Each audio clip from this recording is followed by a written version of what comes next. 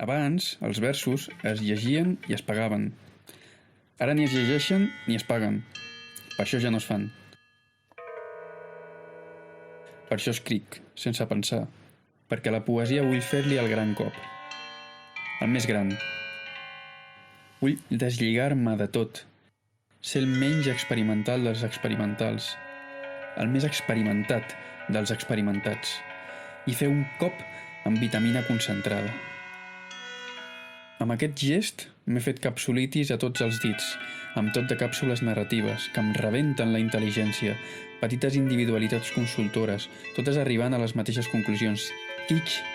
Podríem aprofitar l'ocasió per considerar el meu puny una gran consultoria enfonsant a poc el poema.